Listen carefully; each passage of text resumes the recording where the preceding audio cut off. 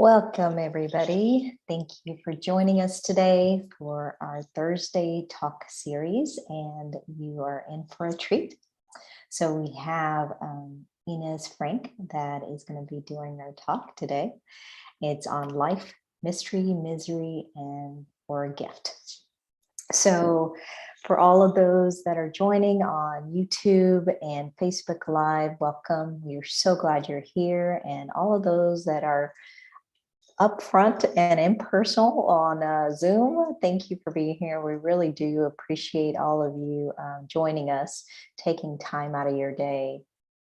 So most of you are regulars for our Thursday talk, and today's talk, I'm sure many of us have kind of experienced either life being a mystery, misery, or a gift every once in a while, or all at once.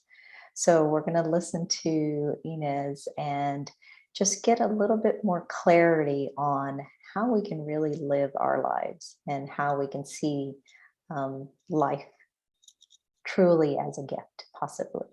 So let's turning it over to Ines.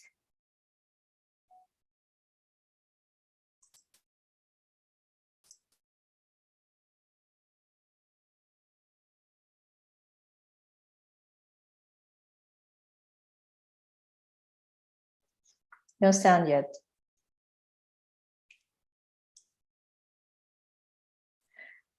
And while Sister Ines is actually getting the audio, just wanted to remind everybody that we do have Good Night Meditation Monday through Saturdays at 8 p.m. and Sunday at 7:30. And then Power Boost is Monday through Friday at noon. So if y'all want the live meditation, please join us. Back to you, Ines. Thank you, Sister Suja, for your kind words, wise words, and good evening to everyone. Welcome to our Thursday night session. Yes, mystery, misery, or gift. How do we perceive life? What is it that I experience in life? What is it that I'm making? How is it that I'm using what's been given to me? What is available to me? So this whole topic made me to reflect more deeply on how valuable actually and how important our thoughts are. What we think, how much we think, because eventually everything boils down, comes back to how I think about myself, about the others, about the world. And I find that the majority of us, we open up to change. We become a little bit more receptive to looking at the self and considering that maybe I have to do something for myself in order to help myself, in order to come out from a situation, in order to make life an experience of receiving gifts instead of, feeling that I am the victim, feeling miserable because things don't go the way I want them to go. People are not the way I want them to be. And I find for many of us, pain becomes a messenger. Pain actually is a messenger. Whether it's physical pain, emotional pain, there is also philosophical pain and different kinds of pain. But a great level of discomfort is for many of us a trigger, becomes a trigger for, like I said, opening up towards the self and considering that, yes, I may have something to do to educate myself, to uplift myself, bring some or another change so that my experience of life, my experience of certain situation, my experience in relationship can change. It took me personally many years to understand more deeply and accurately what it really means when we say that pain is a messenger.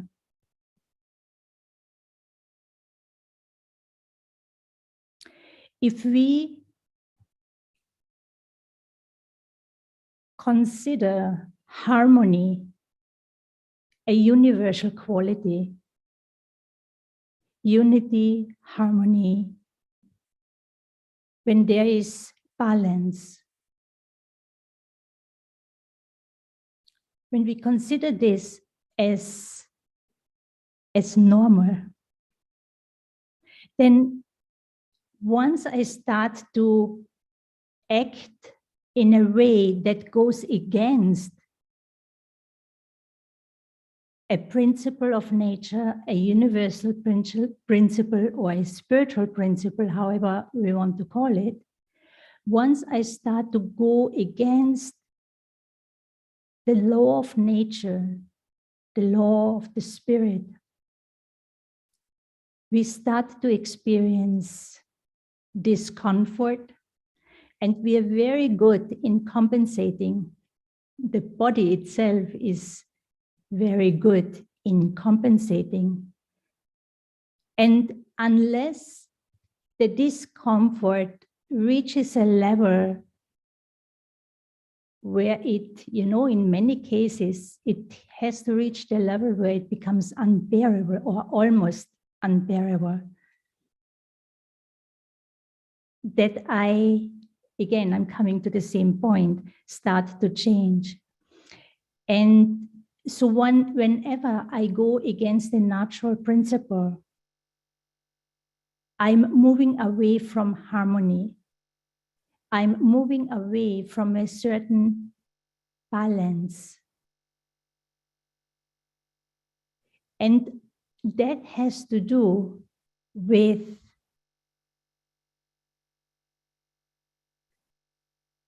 a way of thinking that is not very beneficial. So what is that kind of thinking, for example, that is not so good? Is when I start to, for example, think I cannot do something, I am not good enough. When we start to compare ourselves, we go into competition. There's selfishness. I'm interested. What is it that I can get out for myself? When there's a lack of sharing, when there is a lack of care,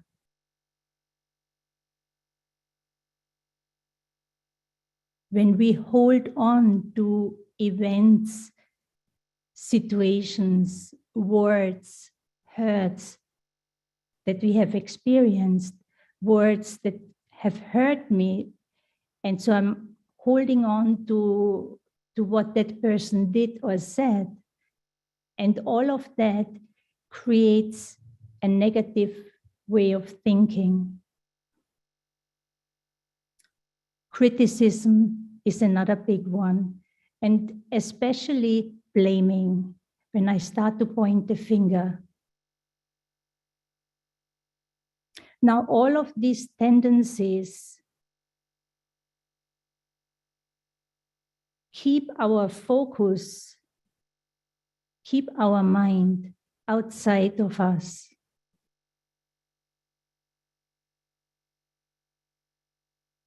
You know, many of us are very good in analyzing people, figuring out how other people function, whether it's people or situations. Most of the time it's connected with people.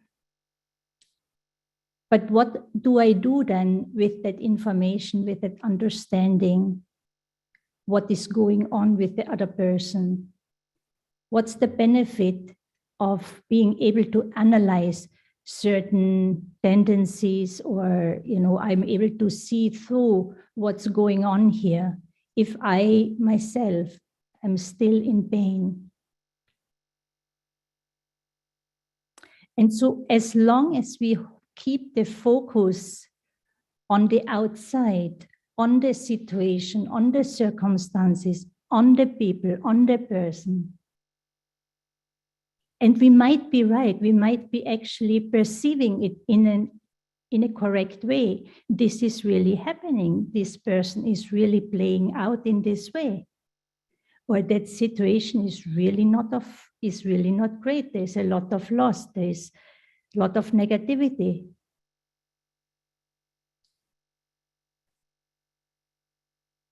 So that kind of thinking, that extrovertedness, where the thoughts of my mind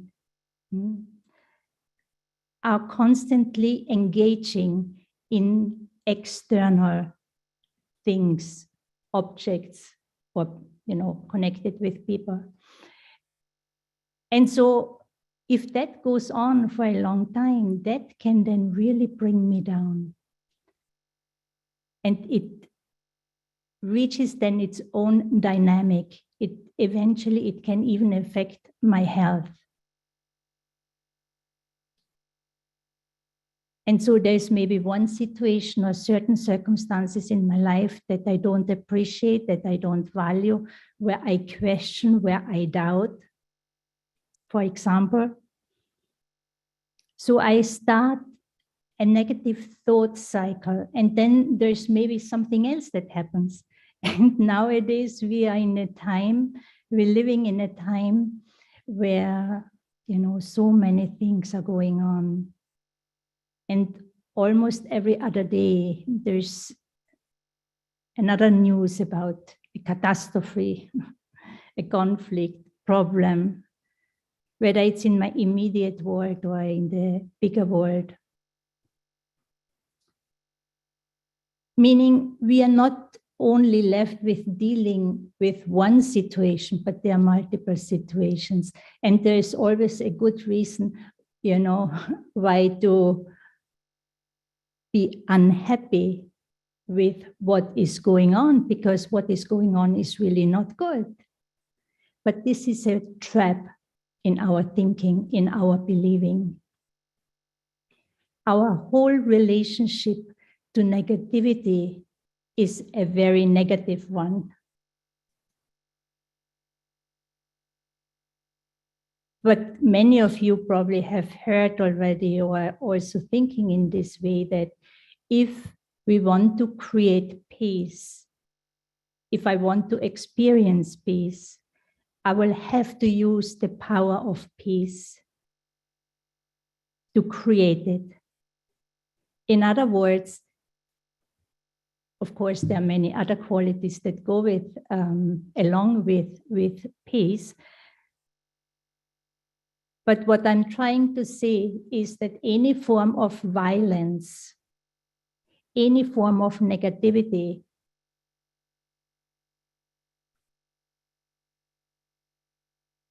will make things worse. And, you know, something we actually, probably all of us, very good in is taking sorrow, connecting to what I just mentioned. Someone is behaving very disrespectfully, for example. There's a situation that's happening, people fighting, competing, whatever. One corner of the world, there's war. In another corner, there's a different form of violence. And so we get upset. And we feel justified in feeling angry or if something happens to one of our loved ones during the pandemic.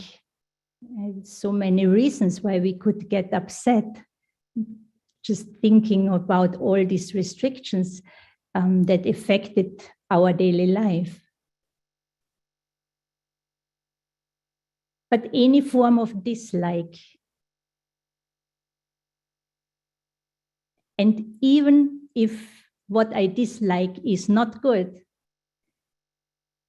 it will create a bigger problem for me. And so what I mean with our relationship towards negativity is we must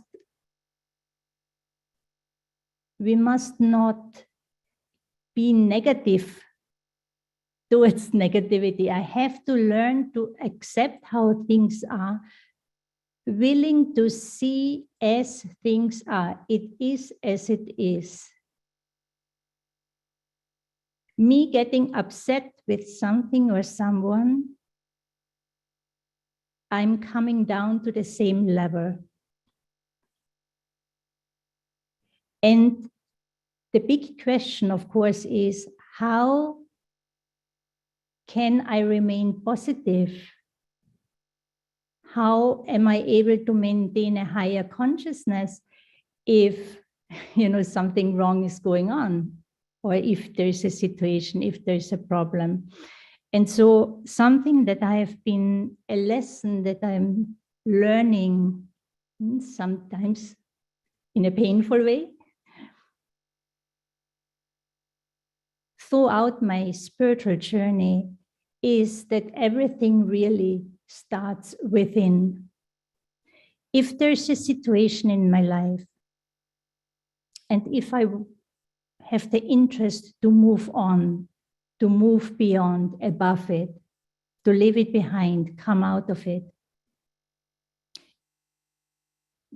one good question to ask the self is to, first of all, to accept, to recognize and inform myself that this is what is happening. This is what is going on, and this is how I feel.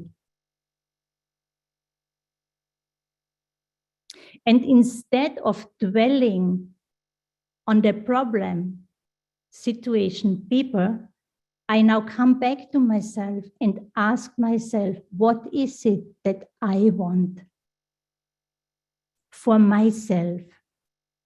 Okay, there is this, here we have these circumstances. Here's a situation. And in that context, what is it that I can do to create what is right for me, what is good for me? Where is it that I want to go? And start to become proactive in creating what I envision. Now, one habit, one tendency where we all get stuck from time to time is, because it has become natural, we try to fix. We want to control. We try to fix the people. We try to fix situations, control situations. And our entire energy could go into that. But we know that there are many, many situations, many things that are going on. And definitively people, it is out of our control. It is out of my control. And one of the spiritual principles is that, and Gandhi used that slogan many times, that I have to be the change that I want to see. And so once I start engaging with myself in a constructive way, where I ask myself, what is it actually that I want? Okay, I am unhappy here. I'm not seeing this situation or life being of benefit here for me. This is not a gift that life is giving me. It's a curse. It's a misery where I am at. Okay, things are going on, but what is it that I want? And this question starts an engagement with the self that will eventually uplift us.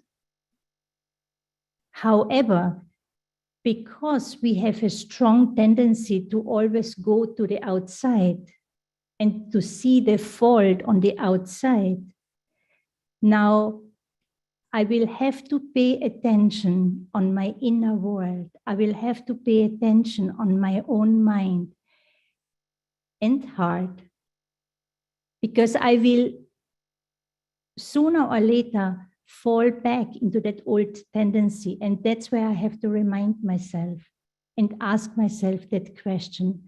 And so in this way, over time, as I'm on my journey, I will gain more and more clarity what it actually is that I want.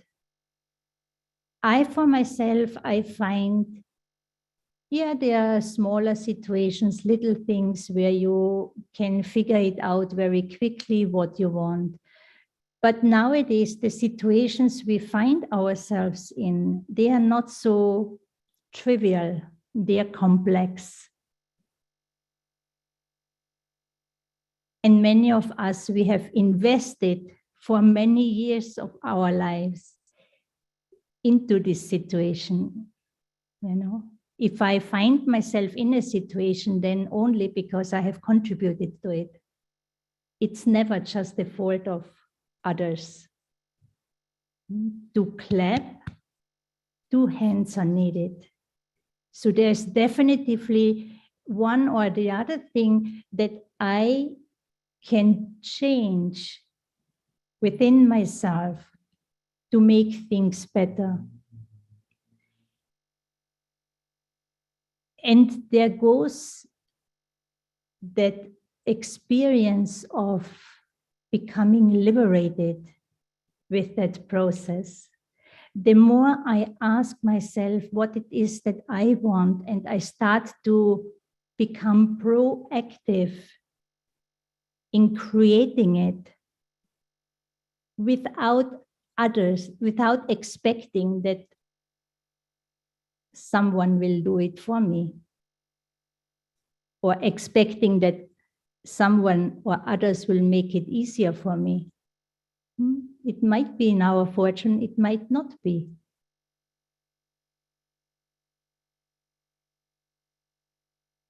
And as I engage in that journey with my own self, exploring myself,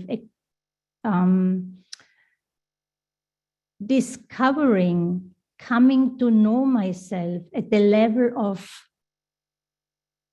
thinking, the way I think, what are the thoughts that I'm having? What are my attitudes? What are my intentions? Do I actually know what I want? And so this discovering of what I actually want could be a journey by itself. And it will become very beautiful and empowering and liberating if I do that in an honest, loving, respectful, compassionate, forgiving way with myself, where I have to use all the goodness, all the good qualities that are innately within our souls, and that we sometimes desire or want or need or sometimes even demand from others. I have to give that to myself. That compassion, that mercy, that compassion for my own self. That, yes, I see there's a lot of upsetness. There's a lot of hurt. But how do you comfort a baby? How do you comfort a little one that is very upset for whatever reason. How do you do that?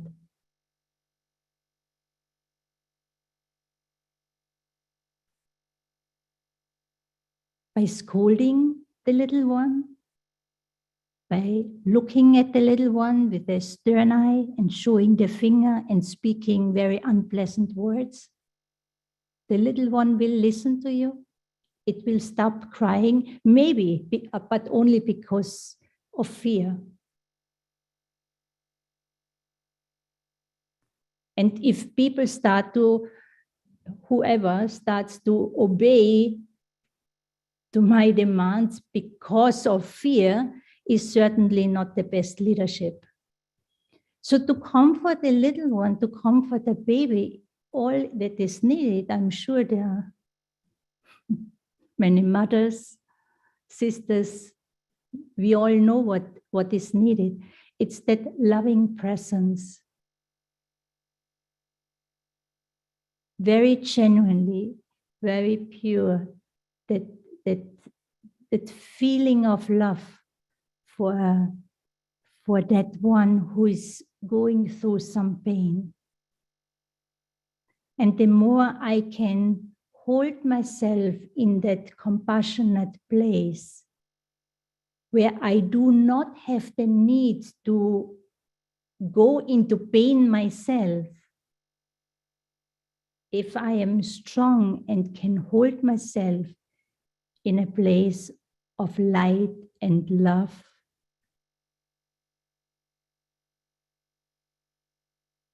that will bring comfort to others. And it doesn't necessarily require many words. And so when it comes to the relationship with my own self, and I start to empower myself, I remind me, we are doing this week also a 7 days retreat, online 7 days retreat, reviving the higher self. So to empower myself, I need to choose to connect to the truth within me, or the higher self, how you want to call it.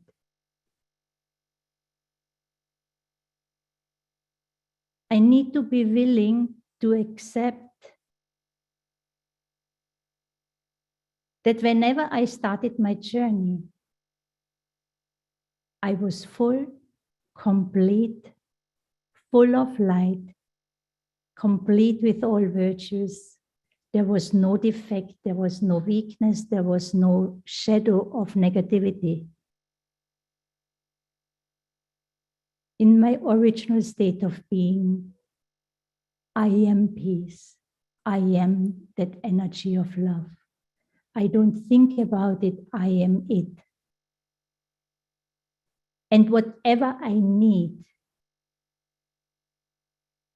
to be happy, to be joyful, to feel contented, satisfied, is already within me. There's nothing I need from the outside. Actually, there's another spiritual principle or law that's saying whatever, or there's nothing on the outside in this physical world that can really satisfy the soul, the need of the soul, because our soul, what we truly need. Why do you work so hard? Why do you have family? Why do you travel to places? Why do you do certain things in your life? Or whatever we do in your life, in our lives, is because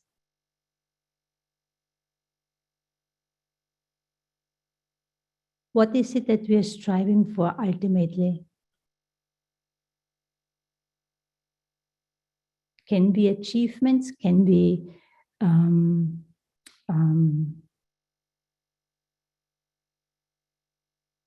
don't remember the other word, but also if I achieve, whether it's job-wise in my career or in my private life, what do I attain from that? What is it that I'm getting from that?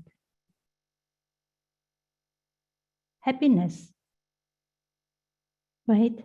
Anything we do in life, we do because we want to be happy. We want to experience peace. We want to be happy. And so we work so hard to be happy. But the more we take and want to attain something from the world around me, something from the world outside me, anything from this physical world, including relationships, it can never fill that hole in the soul. Because the soul, I am a spiritual being.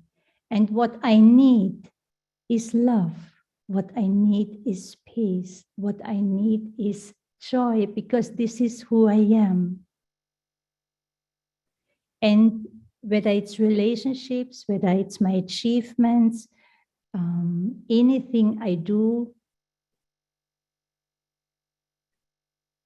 will give me some temporary satisfaction, some temporary pleasure, some temporary attainment, but it can never last forever.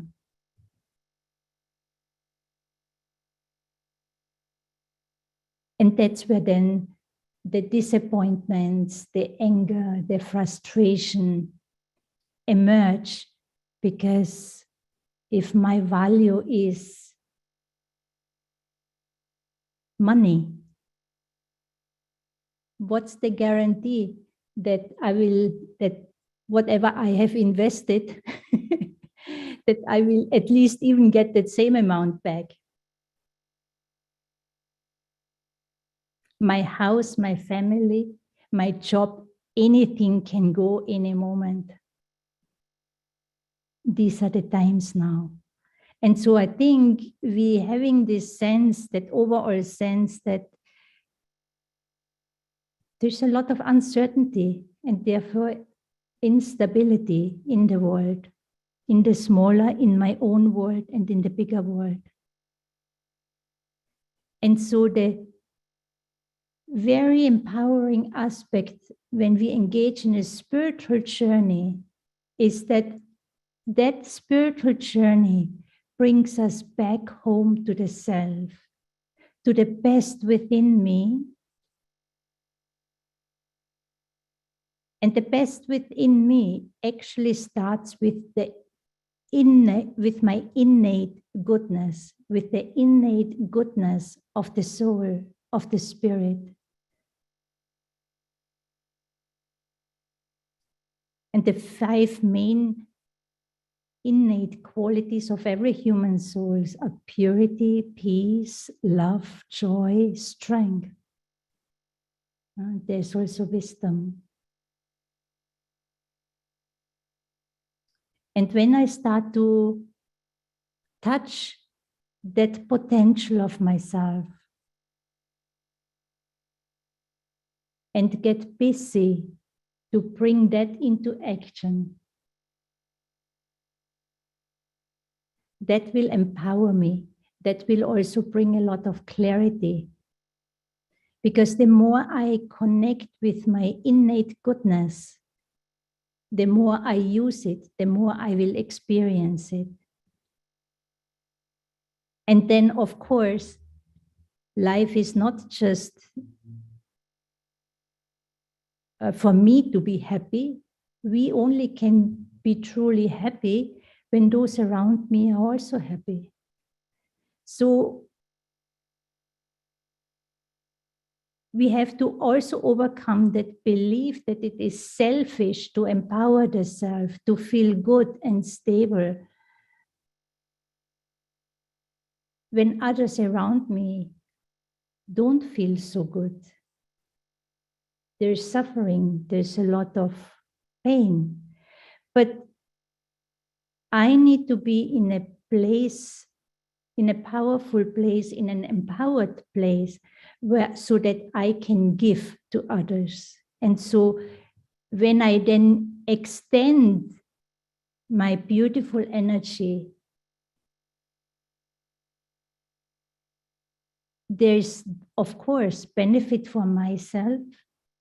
It will further empower me. It will bring me blessings, but there is also a lot of benefit for the others. And it's not that we can, we wish the best for everyone. But ultimately, everyone has to make their own effort. But we can support, we can encourage, we can be a source of inspiration.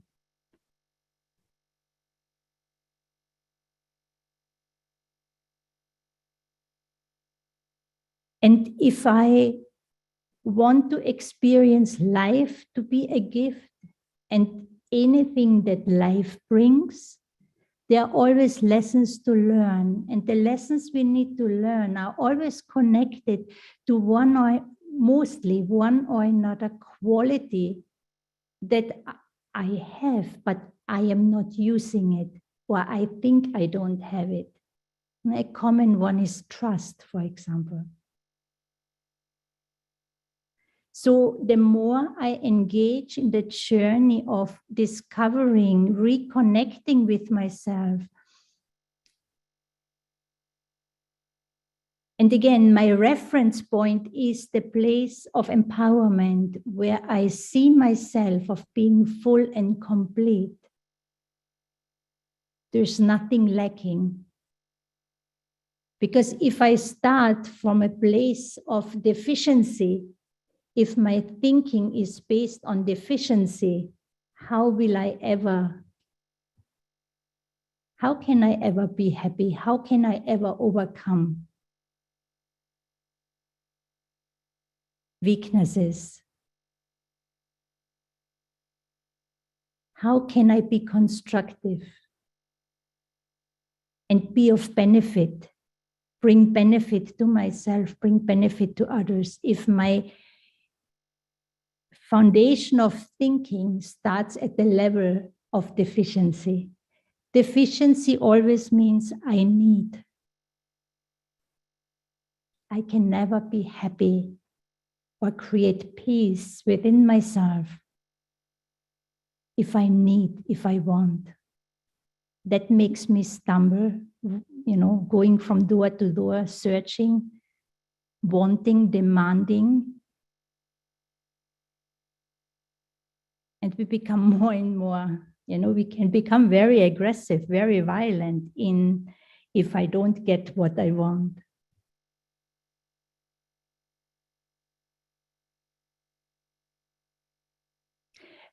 On the other hand, when I start from a level of fullness, if my thinking starts the way I think, it starts from a place of fullness.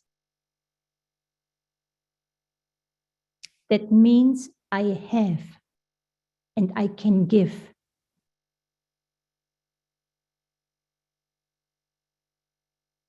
I may not see, I may not feel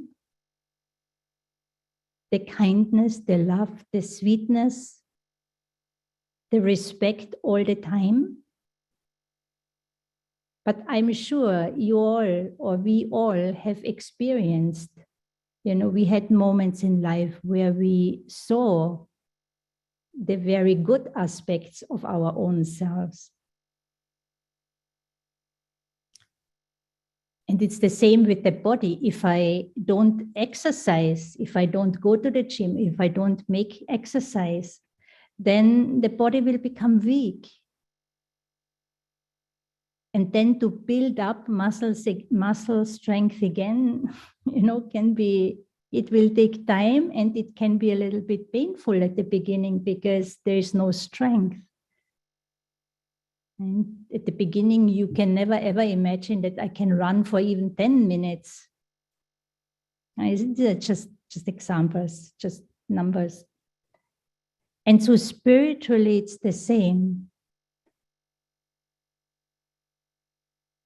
I may not experience the goodness all the time, but that's why we have an intellect to understand. And the faith, courage to have that thought that yes, it is possible. And why would I not choose to have beautiful thoughts, to have empowering thoughts? And so as I empower myself in this way, where I connect to a potential that is already there within me and start to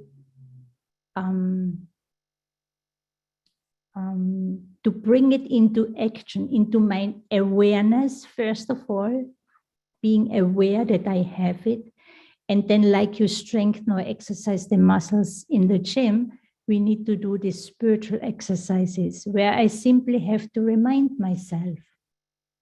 That's the effort I have to make. And for that, I simply have to pay attention on myself, my thinking, my way of thinking, and then take also time throughout the day to empower myself.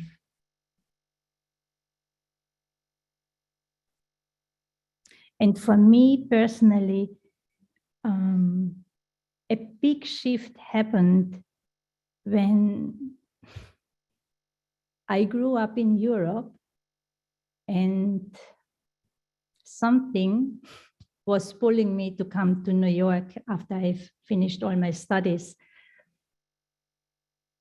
I didn't know what it was. I just continuously had that thought, I need to go to New York. I didn't know why. And I'm coming from a small country, from the countryside. So I visited New York a few times. It was thrilling, it was exciting. Then I had this crazy thought, okay, let me try it. If this is the only thought that comes, I don't see anything else that's pulling me. Let me apply for a scholarship. Probably I won't get it anyway. But everything worked out miraculously. Everything I would have never ever thought it. I came to New York, I came to Manhattan, and within less than a year,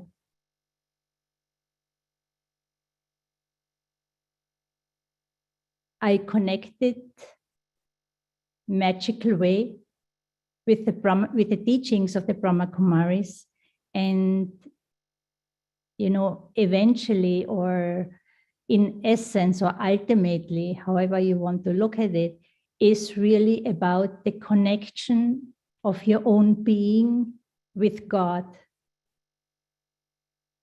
And so I had to witness for myself, and then of course retrospective also, it becomes then even more so beautiful. I had to, in the middle of Manhattan, I had to find my way back to God. And the way I came to understand that God is the ocean of love, the ocean of bliss, the ocean of peace, the source of all those essential qualities.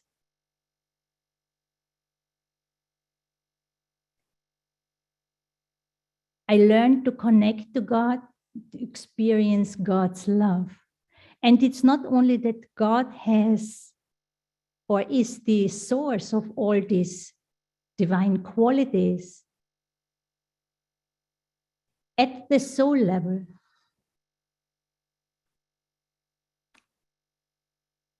there's a relationship, there's a belonging.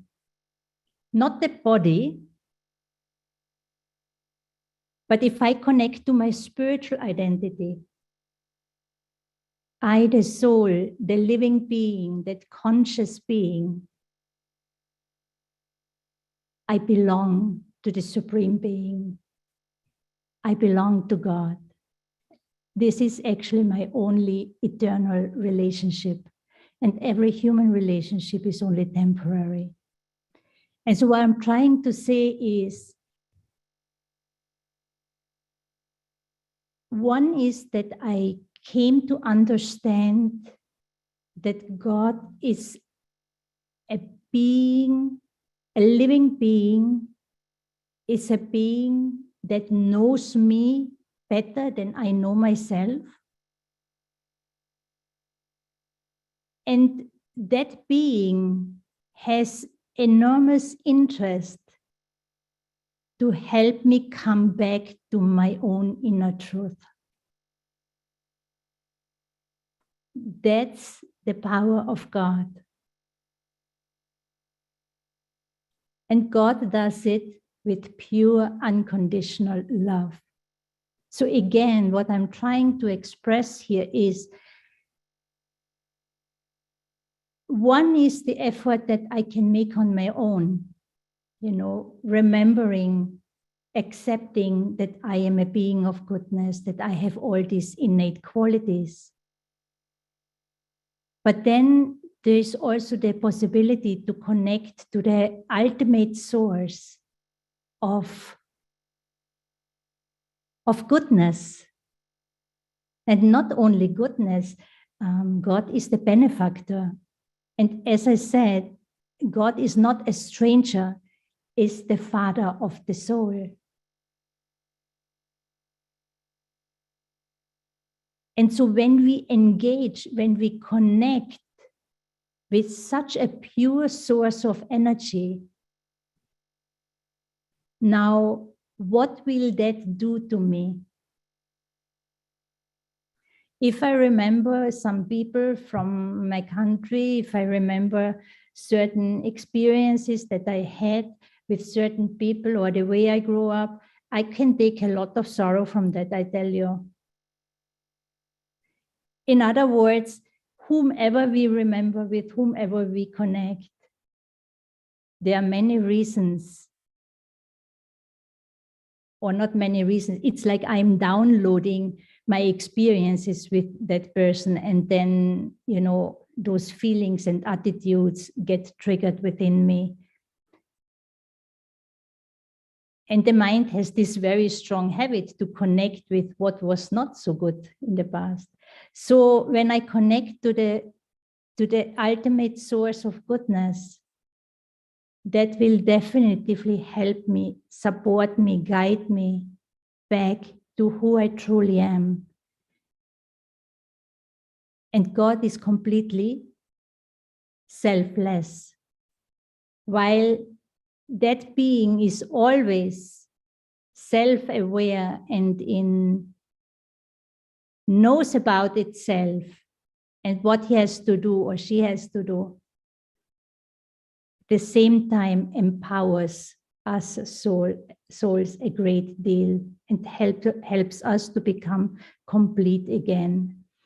And so the more I engage with the pure energy, the goodness of the self, the goodness of God, I will start to see that what life is offering is all of benefit, but that I, on my own journey, had many times engaged in a way of thinking that has brought me into situations where I got stuck, where I start to feel very unhappy.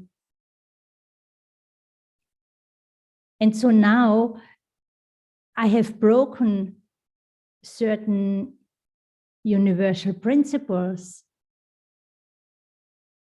to cause any form of harm to the self, to have any form of anger is damaging me.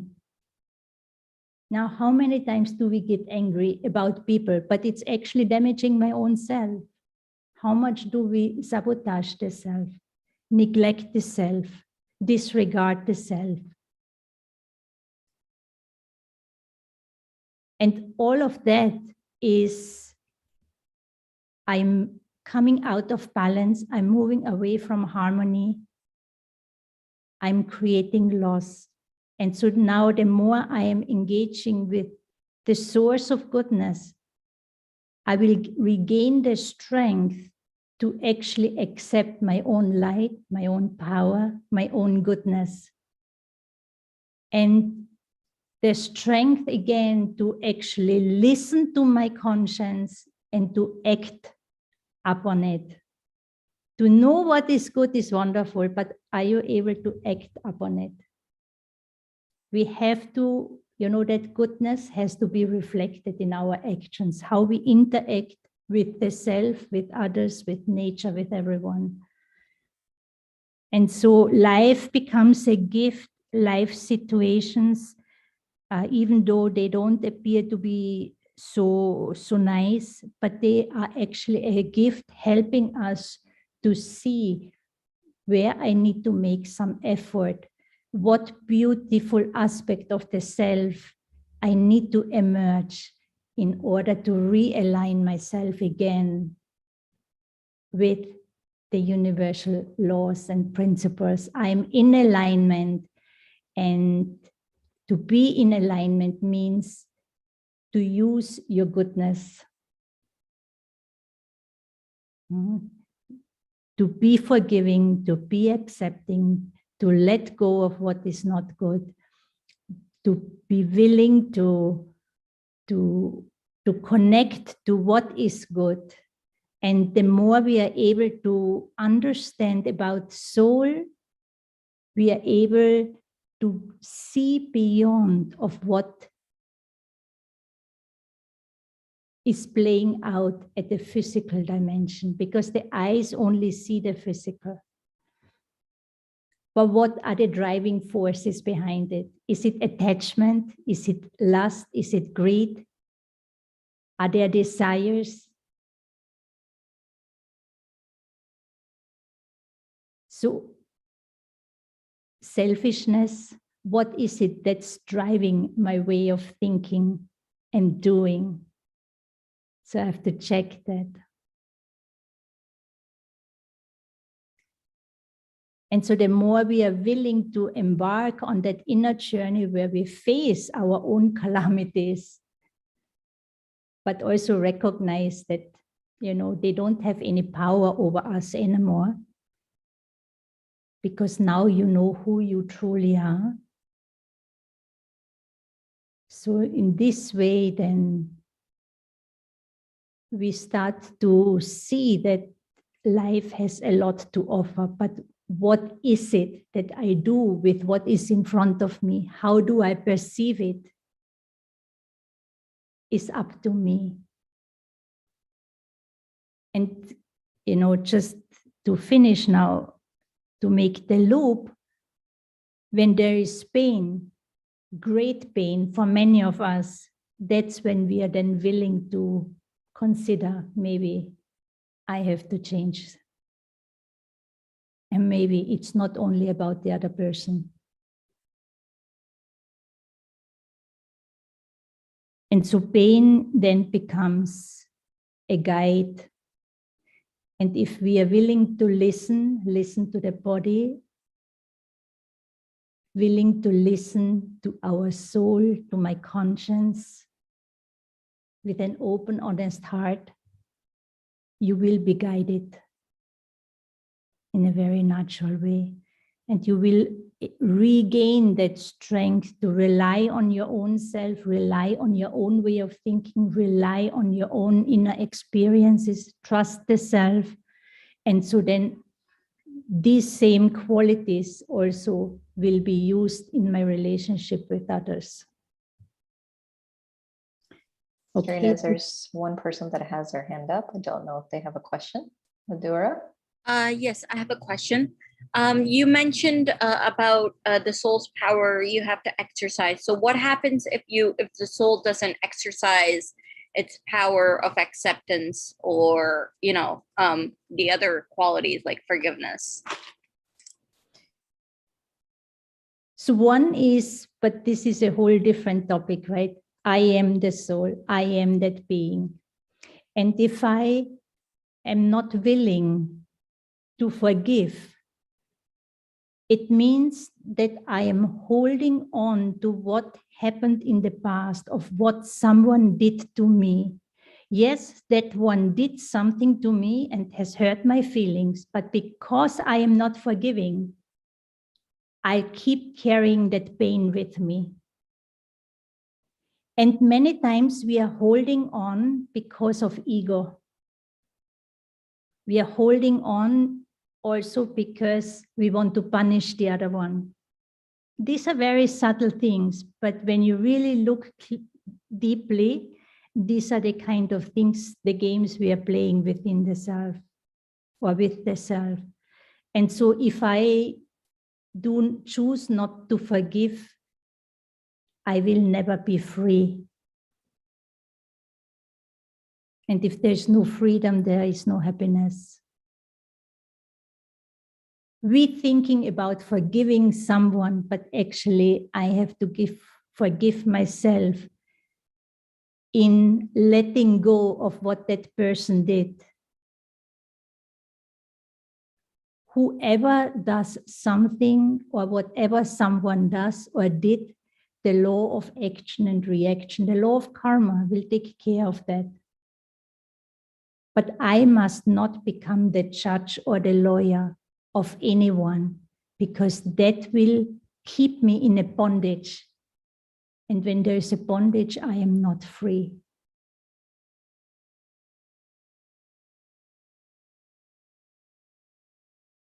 So it does require inner strength to let go, to forgive.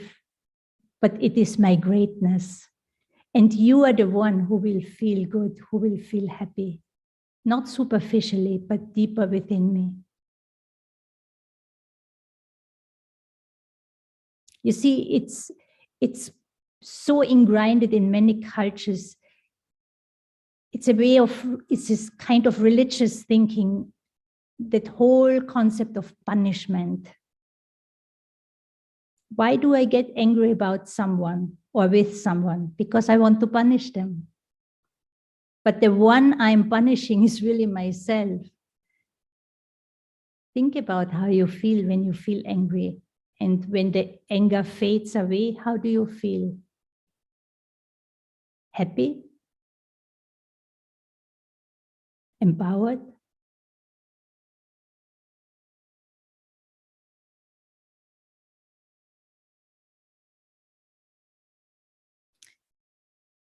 Okay.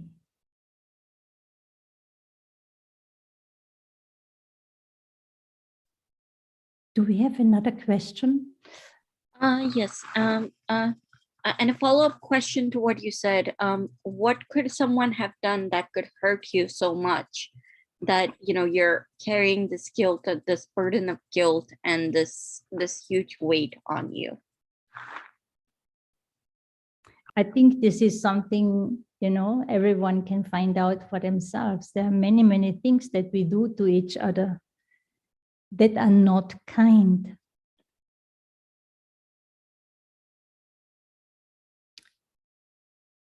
And there are, of course, also many cases where, someone has been violent,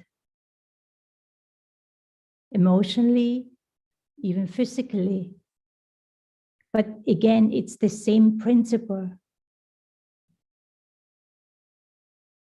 It is possible to forgive, to let go of what someone did to me. One is what that one did, and the other aspect is I accepted it, I took it. If I am in my power, if I am in my true self-respect, if I have true self-value, I will not take personally,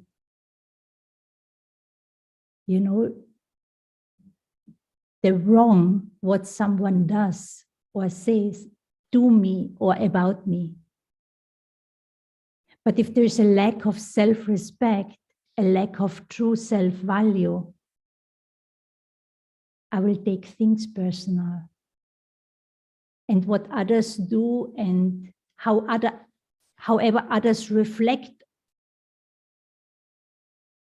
back to me, about me, I will take it in, and I'll start to think, oh, this is who I am, this is how I am, this is what I am.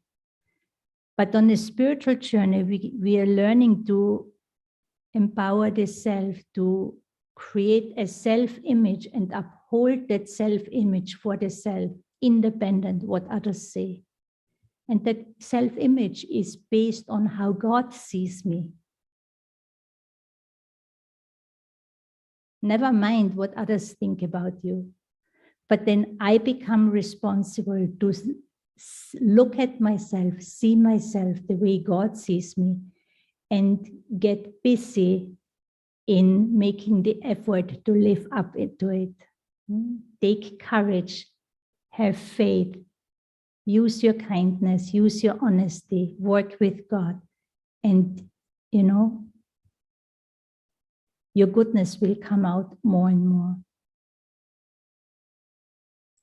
So there's a couple of more comments in the chat, but I'm just going to encourage those to really sign up for the Reviving the Higher Self or any of the meditation courses. There's going to be a 2-day course coming up in June as well.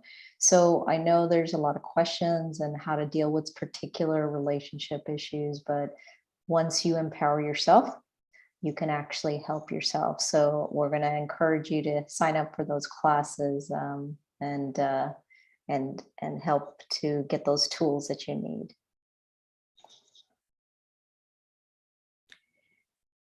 Time is a little bit advanced.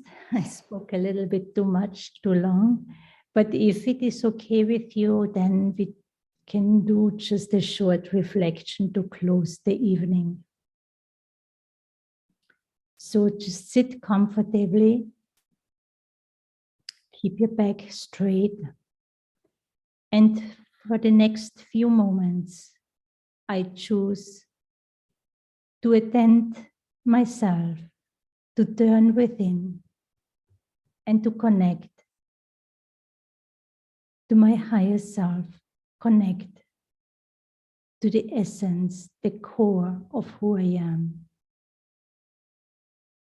And to do so, I temporarily unplug my thoughts from the world around. You can bring the attention to your body, feel yourself in this body, give permission to the muscles to relax. I can watch my breath, how I inhale and exhale. And then I go even deeper within. I become more subtle.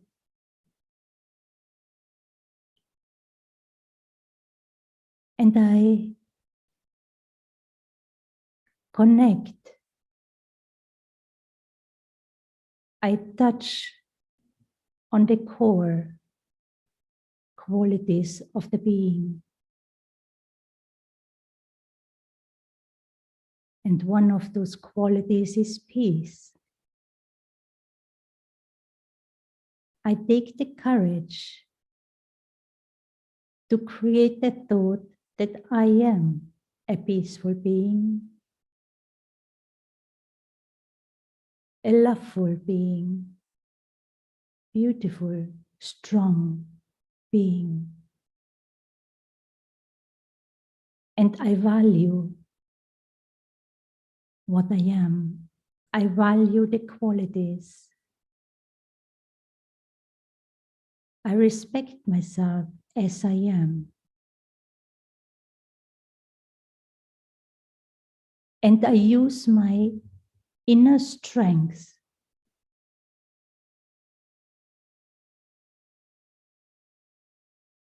to overcome weaknesses or shadows within the soul, instead of being afraid or in denial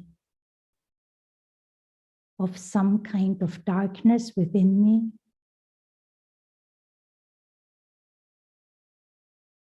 I have now the courage to face it, realize it cannot do anything to me anymore because I am the light. the light of peace, the light of love.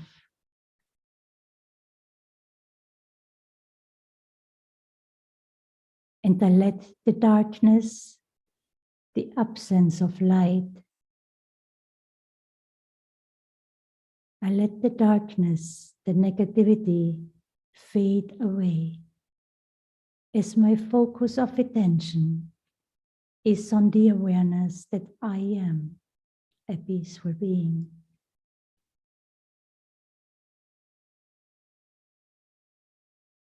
A loveful being.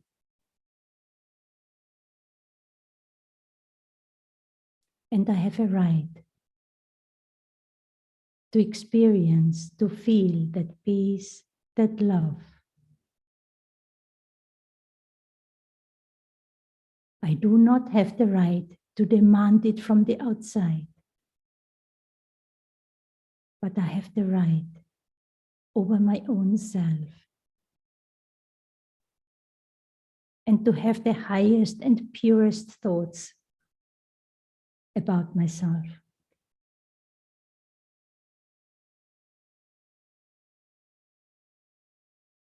And with this awareness,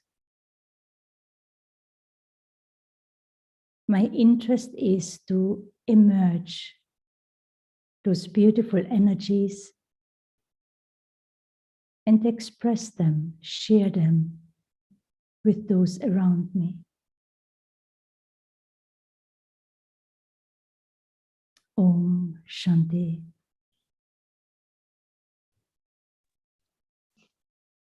Om Shanti. Thank you, Sister.